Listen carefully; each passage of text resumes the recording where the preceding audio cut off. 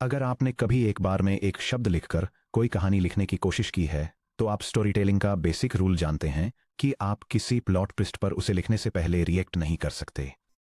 जब लामा 3 या GPT-4 जैसा कोई autoregressive large language model LLM text generate करता है, तो वह ठीक इसी कंस्ट्रेंट को फॉलो करता है। टोकन 50 पूरी तरह से टोकन 1 से लेकर 49 के बेसिस पर जनरेट होता है। इसे टोकन 51 के बारे में कुछ भी पता नहीं होना चाहिए, भले ही टोकन 51 ट्रेनिंग सीक्वेंस या प्रीफिल प्रॉम्प्ट बैच में वहीं पर मौजूद क्यों न हो। ट्रांसफॉर्मर आर्किटेक्चर की दुनिया में यह कंस्ट्रेंट कॉजल अटेंशन मास्किंग द्वारा लागू किया जाता है, जिसे लोअर ट्रायंगुलर मास्किंग भी कहा जाता है। मैथमेटिकली यह दिखने में बहुत आसान लगता है। सभी फ्यूचर टोकन्स के लिए अटेंशन स्कोर्स को नेगेटिव इन्फिनिटी पर सेट कर दें ताकि उनकी सॉफ्टमैक्स प्रोबेबिलिटीज 0 हो जाएं। लेकिन एक deep learning inference runtime engineer के रूप में इस मैथमेटिकल रूल को हाई परफॉर्मेंस कूड़ा कर्नेल कोड में बदलना बेहद दिलचस्प GPU लेवल के चैलेंजेस खड़ा करता है। अगर आप मास्किंग को साधारण तरीके से हैंडल करते हैं, तो आप अपनी मेमोरी बैंडविड्थ को खराब कर देंगे, बड़े पैमाने पर SI/AMT वार्प डाइवर्जेंस को ट्रिगर कर देंगे और उन टोकन्स पर लाखों टेराफ्लॉप्स की कंप्यूट पावर बर्बाद करेंगे जो आखिरकार 0 से मल्टीप्लाई होने वाले हैं। इस सेक्शन में हम डिटेल में समझेंगे कि मेटल लेवल से कॉजल अटेंशन कर्नेल्स को कैसे डिजाइन किया जाए। हम देखेंगे कि ग्लोबल मेमोरी में एक्सप्लिसिट मास्क टेंसर्स एक एंटी पैटर्न क्यों हैं, कंप्यूट लूप के अंदर सीधे डायनेमिक इंडेक्स कंस्ट्रेंट्स को कैसे कैलकुलेट किया जाए, वार्प डाइवर्जेंस पेनल्टी से बचने के लिए कूड़ा थ्रेड ब्लॉक्स को कैसे स्ट्रक्चर किया जाए और मास्किंग को उस फ्यूज्ड ऑनलाइन सॉफ्टमैक्स पाइपलाइन में आसानी से कैसे मिलाया जाए जिसे हमने सेक्शन 28.5 में बनाया था। Section break. Engineering requirement. Causality को मास्किंग की जरूरत क्यों होती है। C++ की एक भी लाइन को छूने से पहले आइए अटेंशन ऑपरेशन के मैट्रिक्स मैकेनिक्स को समझ लेते हैं। Standard scaled dot product attention formula को याद करें। Attention of Q K V equals softmax of open parenthesis Q times K transpose divided by the square root of D sub k plus M close parenthesis times V। यहाँ real space of dimension n by d के में Q query matrix को represent करता है, real space of dimension n by d के में K की matrix है और n सीक्वेंस लेंथ है। Product A equal to Q times K transpose एक n by n matrix of unnormalized attention scores produce करता है, जहां element S sub ij represent करता है कि टोकन पोजीशन I कितना स्ट्रॉन्गली टोकन पोजीशन J पर अटेंशन पे करता है। एक एनकोडर मॉडल में जैसे BERT टोकन I दोनों डायरेक्शंस में एंटायर सीक्वेंस लेंथ n को देख सकता है। स्कोर मैट्रिक्स S डेंस और फुली पॉपुलेटेड होता है। ऑटो रिग्रेसिवली ऑपरेट करने वाले एक डिकोडर मॉडल में टोकन पोजीशन I को सिर्फ उन पोजीशंस J पर अटेंड करने की परमिशन होती है जो I से लेस देन या इक्वल टू हैं। पोजीशन I को पोजीशन J जो I से ग्रेटर देन है पर अटेंड करने देने को इंफॉर्मेशन लीकेज या कॉजल वायलेशन के रूप में जाना जाता है। इसे रोकने के लिए हम एक mask matrix M belongs to R of dimension n by n add करते हैं, जिसे इस तरह डिफाइन किया गया है। M sub I, J equals 0 if J is less than or equal to I and minus infinity if J is greater than I। जब हम रोज के अलोंग सॉफ्टमैक्स फंक्शन अप्लाई करते हैं कॉलम्स J, तो कोई भी स्कोर जो माइनस इन्फिनिटी पर सेट है वह 0 प्रोबेबिलिटी में इवैल्यूएट होता है, क्योंकि e to the power of minus infinity equals 0। ये attention weights P sub I J equal to softmax of S sub I J, जहां J ग्रेटर देन I है, को पूरी तरह से 0 होने के लिए फोर्स करता है। टोकन I इफेक्टिवली अपने फ्यूचर की हर चीज को इग्नोर कर देता है। यह डायग्राम ट्रांसफॉर्मर न्यूरल नेटवर्क्स में यूज होने वाले 2 टाइप्स के अटेंशन मैकेनिम्स को कंपेयर करता है। एनकोडर में अनमास्क्ड अटेंशन और डिकोडर में कॉजल मास्क्ड अटेंशन। एनकोडर में सीक्वेंस की हर पोजीशन दूसरी हर पोजीशन पर अटेंड कर सकती है, जिसके रिजल्ट के रूप में एक फुली कनेक्टेड रिलेशनशिप मैट्रिक्स मिलता है। डिकोडर में फ्यूचर पोजीशंस को नेगेटिव इन्फिनिटी वैल्यूज का यूज करके मास्क आउट कर दिया जाता है, जिससे यह श्योर होता है कि मॉडल सीक्वेंस जनरेशन के दौरान आगे देखने से बचने के लिए केवल करंट और पास्ट पोजीशंस पर ही अटेंड कर सके। Section break. The naive approach memory bandwidth suicide. अगर आप फ्रेमवर्क प्रिमिटिव्स का यूज करके पाइथन में एक प्रोटोटाइप बनाते हैं, तो आपका पहला इंस्टिंक्ट होस्ट या GPU पर एक एक्सप्लिसिट बूलियन या फ्लोट मास्क मैट्रिक्स कंस्ट्रक्ट करना हो सकता है और फिर उसे अपने स्कोर टेंसर में ऐड करना हो सकता है। यह PyTorch code block causal scaled dot product attention के मैथमेटिकल कंप्यूटेशन को इलस्ट्रेट करता है, जो ट्रांसफॉर्मर न्यूरल नेटवर्क्स का एक कोर कंपोनेंट है। यह क्वेरी और की रिप्रेजेंटेशंस के बीच सिमिलैरिटी स्कोर्स को कंप्यूट करता है, स्टेबल ग्रेडियंट्स को मेंटेन करने के लिए उन्हें स्केल करता है, मॉडल को फ्यूचर टोकन्स देखने से रोकने के लिए एक कॉजल मास्क अप्लाई करता है, एक सॉफ्टमैक्स फंक्शन का यूज करके इन स्कोर्स को प्रोबेबिलिटीज में नॉर्मलाइज करता है, और फाइनली वेटेड आउटपुट प्रोड्यूस करने के लिए इन प्रोबेबिलिटीज को वैल्यू रिप्रेजेंटेशन के साथ मल्टीप्लाई करता है। एक deep learning engineering stand point से एक explicit n by n mask tensor को कूडा कर्नेल में पास करना रन टाइम एफिशिएंसी के लिए एक डिजास्टर है। आइए हाई बैंडविड्थ मेमोरी यानी HBM ओवरहेड को देखकर एनालाइज करें कि ऐसा क्यों है। मान लीजिए कि आपकी sequence length n equal to 8192 है। स्कोर मैट्रिक्स एस में n स्क्वेयर्ड एलिमेंट्स हैं जो कि 8192 स्क्वेयर्ड के बराबर है, यानी अप्रोक्सीमेटली 67.1 मिलियन एलिमेंट्स। अगर आपका मास्क ग्लोबल वी रैम में FP32 या AFP16 नंबर्स के रूप में स्टोर है, तो आप हर अटेंशन हेड और हर लेयर के लिए एक्स्ट्रा 134 मेगाबाइट्स से 168 मेगाबाइट्स डेटा रीड कर रहे हैं, सिर्फ जीरोज और नेगेटिव इन्फिनिटीज का एक स्टैटिक पैटर्न लोड करने के लिए। भले ही आप मास्क को एक बिट पैक टेंसर में कंप्रेस कर लें 1 बिट पर एलिमेंट, फिर भी आप उस डेटा को फेच करने के लिए unnecessary global memory transactions issue कर रहे हैं, जिसे थ्रेड इंडेक्स अरिथमेटिक का यूज करके 0 नैनोसेकंड्स में कैलकुलेट किया जा सकता है। Modern high performance run times में जैसे कि फ्लैश अटेंशन VLLAM या tensor RTLAM, explicit mask matrices कभी भी VRAM में मैटेरियलाइज नहीं होते हैं। इसकी जगह हम in kernel mathematical masking perform करते हैं। हम सिंपली उन थ्रेड्स के ग्लोबल रो इंडेक्स I और ग्लोबल कॉलम इंडेक्स J को कंपेयर करके यह पता लगा लेते हैं कि क्या कोई score S sub IJ valid है जो करेंटली स्ट्रीमिंग मल्टीप्रोसेसर SM पर एग्जीक्यूट हो रहे हैं। Section break. In kernel dynamic index evaluations बिना VRAM को टच किए डायनेमिक कॉजल मास्किंग परफॉर्म करने के लिए हम सीधे CUDAGEMAM कंप्यूट लूप के अंदर कंडीशनल इंडेक्स चेक्स लिखते हैं। आइए एक अटेंशन मैट्रिक्स मल्टीप्लिकेशन ब्लॉक के अंदर एक थ्रेड के काम को ट्रेस करते हैं। मान लीजिए कि हर CUDA थ्रेड्रिक्स product S equal to Q K transpose के 1 उससे ज्यादा एलिमेंट्स को कंप्यूट करता है। थ्रेड T को रो इंडेक्स I, क्वेरी पोजीशन और कॉलम इंडेक्स J की पोजीशन के लिए रॉ स्कोर कंप्यूट करने का काम सौंपा गया है। Calculating global row and column indices. CUDA में एक थ्रेड अपनी ग्लोबल पोजीशन को अपने local thread index thread IDX, warp layout और ब्लॉक कोऑर्डिनेट्स ब्लॉक IDX को कंबाइन करके कंप्यूट करता है। यह पैरेलल कंप्यूटिंग सेगमेंट एक ग्राफिक्स प्रोसेसिंग यूनिट ग्रिड के अंदर इंडिविजुअल थ्रेड्स के लिए यूनिक रो और कॉलम पोजीशंस को कैलकुलेट करता है। यह थ्रेड ग्रिड कोऑर्डिनेट्स को स्पेसिफिक क्वेरी और की पोजीशंस पर मैप करता है ताकि उनके मैट्रिक्स मल्टीप्लिकेशन को कंप्यूट किया जा सके, जो कि ट्रांसफॉर्मर मॉडल्स के लिए अटेंशन स्कोर्स कैलकुलेट करने में एक की स्टेप है। एक बार जब हमारे पास रो इंडेक्स I और कॉलम इंडेक्स J आ जाता है, तो कॉजल कंस्ट्रेंट अप्लाई करना उतना ही आसान है जितना कि एक स्टैंडर्ड C++ कंडीशनल चेक को इवैल्यूएट करना। यह GPU प्रोग्रामिंग सेगमेंट एक ट्रांसफॉर्मर अटेंशन मैकेनिज्म के लिए क्वेरी और की वेक्टर्स के बीच स्केल डॉट प्रोडक्ट कंप्यूट करता है। यह शेयर्ड मेमोरी टाइल्स का यूज करके डॉट प्रोडक्ट कैलकुलेट करता है, रिजल्ट को स्केल करता है और उन स्कोर्स को एक बहुत बड़ी नेगेटिव वैल्यू पर सेट करके मॉडल को फ्यूचर टोकन्स देखने से रोकने के लिए एक कॉजल मास्क अप्लाई करता है। The numeric choice. Negative infinity versus negative 1E9F। Masking के लिए यूज किए जाने वाले कांस्टेंट पर ध्यान दें।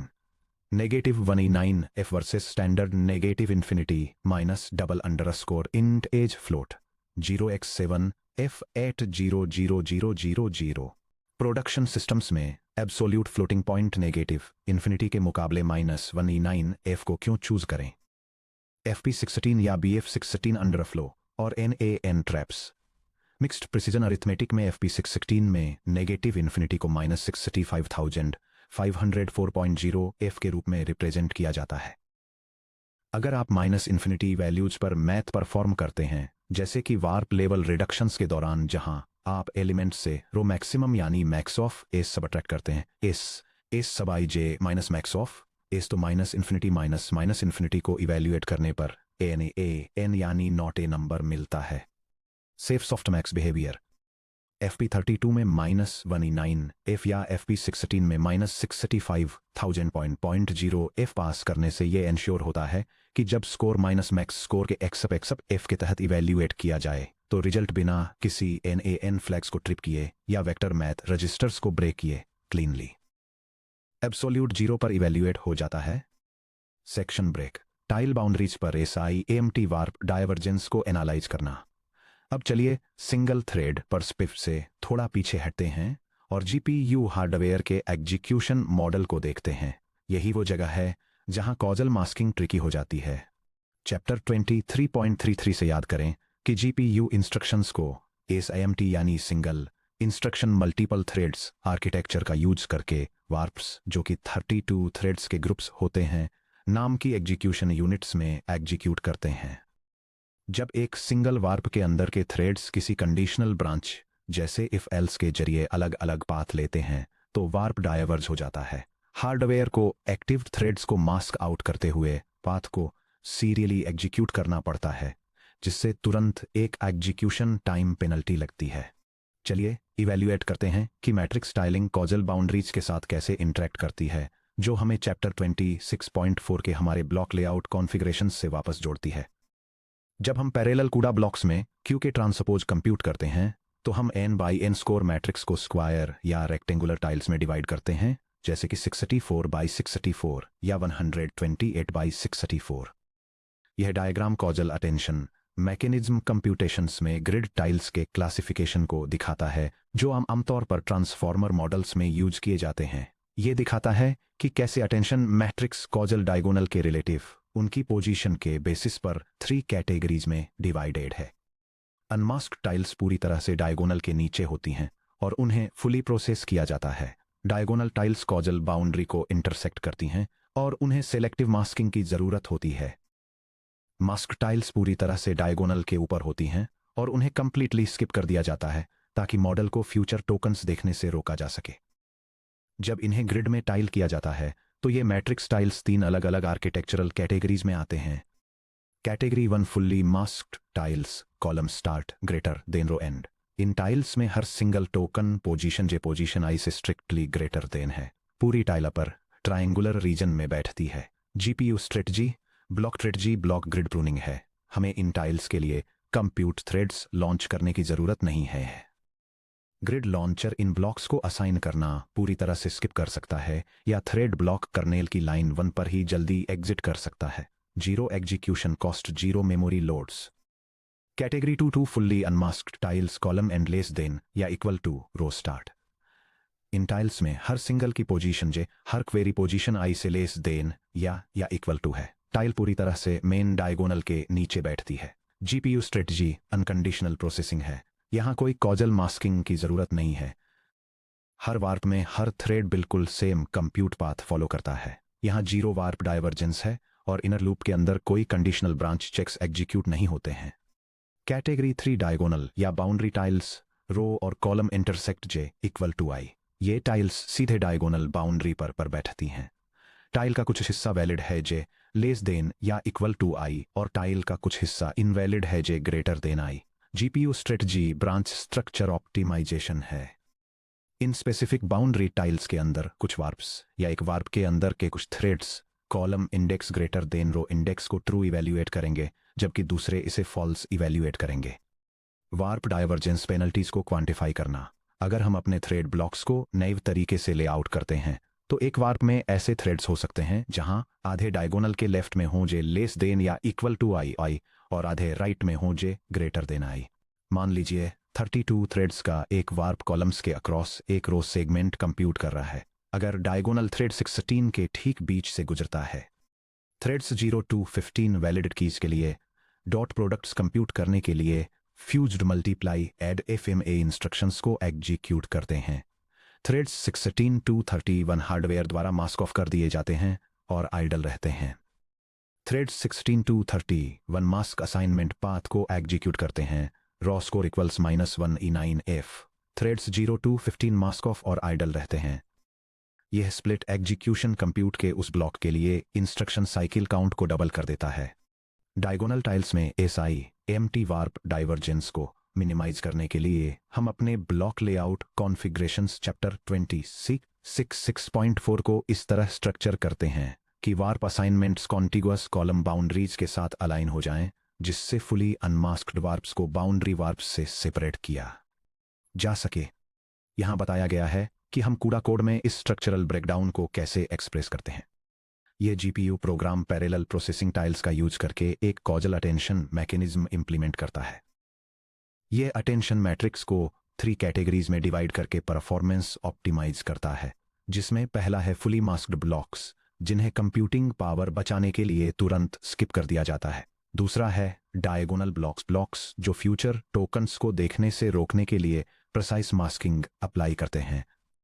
और तीसरा है फुली अनमास्क्ड ब्लॉक्स जो पैरेलल एग्जीक्यूशन डिलेज से बचने के लिए बिना किसी कंडीशनल चेक्स के तेजी से रन होते हैं। यह प्रोग्राम डेटा को फास्ट लोकल मेमोरी में लोड करता है, क्वेरी और की सीक्वेंसेज के बीच scale dot product scores calculate करता है और फाइनल प्रोबेबिलिटी कैलकुलेशन के लिए रिजल्ट्स प्रिपेयर करता है। ब्लॉक लेवल पर टाइल एग्जीक्यूशन को एक्सप्लिसिट कंडीशनल ब्रांचेस में सेपरेट करके हम ये सुनिश्चित करते हैं कि हजारों फुली अनमास्क्ड टाइल्स बिना किसी ब्रांचिंग ओवरहेड के मैक्सिमम स्पीड पर एग्जीक्यूट हों, जिससे कंडीशनल चेकिंग की छोटी सी कॉस्ट सीधे तौर पर मैट्रिक्स हाइपोटेन्यूज के साथ केवल डायगोनल ब्लॉक्स तक ही लिमिटेड रहे।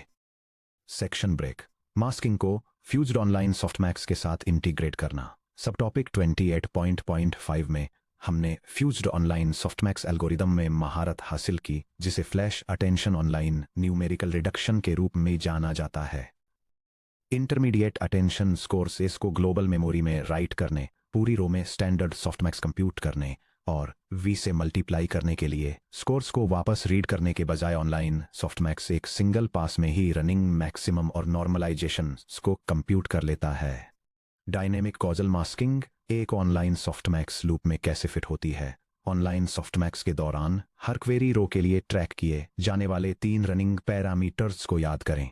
एम सब आई सुपरस्क्रिप्ट के यानी रो आई के लिए टाइल स्टेप के तक अटेंशन स्कोर्स की रनिंग मैक्सिमम वैल्यू, डी सब आई सुपरस्क्रिप्ट के यानी रो आई के लिए टाइल स्टेप के तक एक्सपोनेंशियल्स का रनिंग सम यानी डिनोमिनेटर, ओ सब आई सुपरस्क्रिप्ट के यानी रो आई के लिए रनिंग अननॉर्मलाइज्ड आउटपुट वेक्टर। जब हम एक टाइल स्टेप के को प्रोसेस करते हैं, हम उस टाइल के लिए raw scores S I J compute करते हैं, कंडीशनल रूप से अपना कॉजल मास्क अप्लाई करते हैं और फिर अपने रनिंग स्टैटिस्टिक्स को अपडेट करते हैं। आइए देखें कि मैथ कैसे बिहेव करता है जब masked values -infinity online maximum tracking के साथ इंटरेक्ट करती हैं। मास्किंग के तहत ऑनलाइन सॉफ्टमैक्स अपडेट रूल। मान लीजिए थ्रेड रो आई 0 से टाइल साइज के -1 की रेंज में की कॉलम्स जे के एक ब्लॉक को इवेल्युएट करती है। M tilde sub I equals the maximum over J of S sub I comma J. M sub I new equals the maximum of M sub I old and M tilde sub I.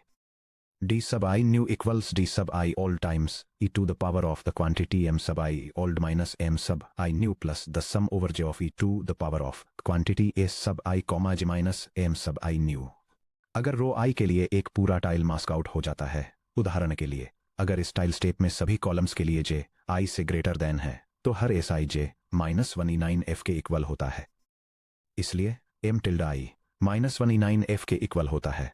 जब M I new equal to maximum of M I old और -1E9F को update करते हैं, तो running maximum M I old unchanged रहता है। इसके अलावा e to the power of -1E9F -M I new approximately 0.0F होता है। रनिंग डिनोमिनेटर DI में एडिशन 0 हो जाता है और रनिंग आउटपुट वेक्टर OI पूरी तरह से अनअफेक्टेड रहता है। मैथ नेचुरल तरीके से एक नो ऑप में कोलैप्स हो जाता है। यहाँ एक production grade C++ kernel snippet है जो सीधे एक online softmax tile reduction loop में इंटीग्रेटेड डायनेमिक कॉजल मास्किंग को इलस्ट्रेट करता है। यह graphics processing unit code block एक मेमोरी एफिशिएंट अटेंशन मैकेनिज्म के इनर लूप को इंप्लीमेंट करता है, जो आमतौर पर ट्रांसफॉर्मर मॉडल्स में यूज होता है। यह क्वेरी वेक्टर्स के against dot product attention scores को कंप्यूट करने के लिए की और वैल्यू डेटा टाइल्स को शेयर्ड मेमोरी में लोड करता है। यह एल्गोरिदम फ्यूचर टोकन्स को देखने से रोकने के लिए एक कॉजल मास्क अप्लाई करता है, फिर मैक्सिमम वैल्यूज का पता लगाने के लिए वार्प लेवल रिडक्शंस का यूज करता है।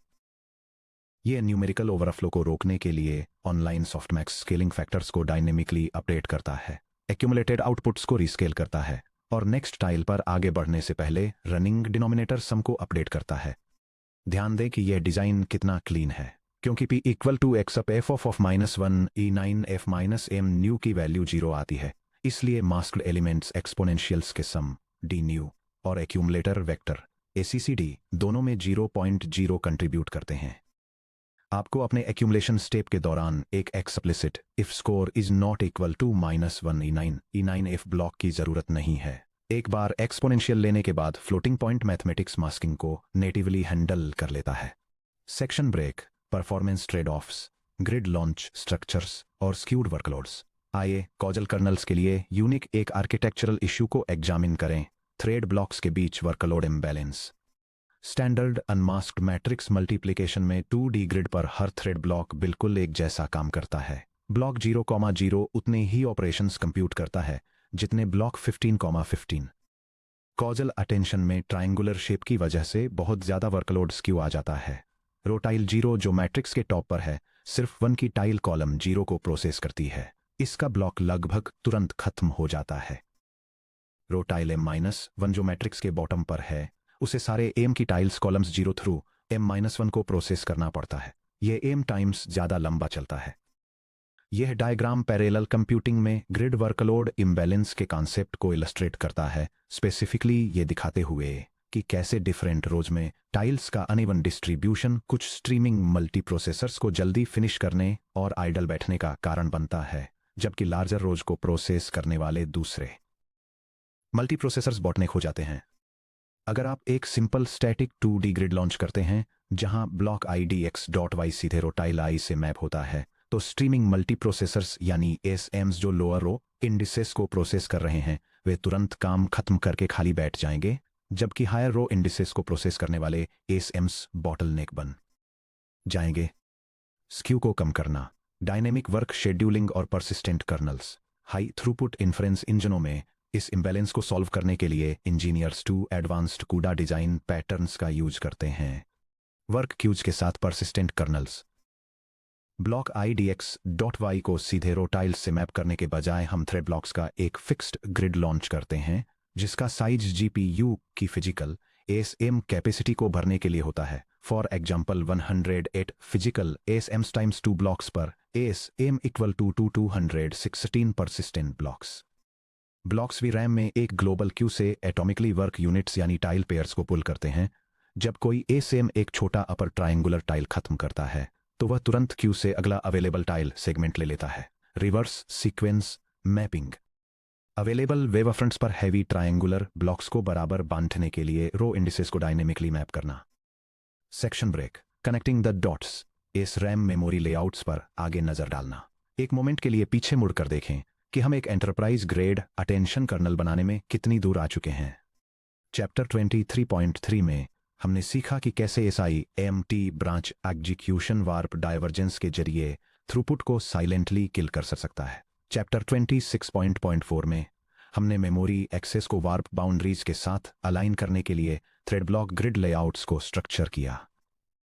सब टॉपिक 28.5 में हमने HBM राउंड ट्रिप्स से बचने के लिए सॉफ्टमैक्स रिडक्शन को रजिस्टर मेमोरी में फ्यूज किया। अब सब टॉपिक 28.6 में हमने lower triangular tile boundary logic में फास्ट डायनेमिक इंडेक्स इवैल्यूएशंस को एम्बेड करके एक्सप्लिसिट मास्क टेंसर्स को एलिमिनेट कर दिया है। हालांकि पहेली का एक बड़ा हिस्सा अभी भी बचा हुआ है। जब हम ग्लोबल VRAM से शेयर्ड मेमोरी SRAM में क्वेरी Q की K और वैल्यू V टेंसर्स के टाइल्स को लोड करते हैं, तो हम इन मेमोरी स्ट्रक्चर्स को कैसे स्टेज करें ताकि बैंक अलाइनमेंट को मैक्सिमाइज किया जा सके, शेयर्ड मेमोरी बैंक कॉन्फ्लिक्ट्स को रोका जा सके और कॉजल मास्किंग कंडीशंस के तहत नॉन स्क्वायर ब्लॉक टाइल्स को सपोर्ट किया जा सके। सब टॉपिक 28.7 में हम SRAM मेमोरी लेआउट्स और टाइलिंग स्ट्रेटेजीज को गहराई से समझेंगे। हम एक्सप्लोर करेंगे कि 2D SRAM बफ्स को कैसे लेआउट करें, बैंक कॉन्फ्लिक्ट्स को एलिमिनेट करने के लिए स्विजलिंग टेक्निक्स कैसे अप्लाई करें और ultra fast causally masked flash attention kernels के लिए हार्डवेयर लेवल मेमोरी स्टेजिंग को कैसे कोऑर्डिनेट करें।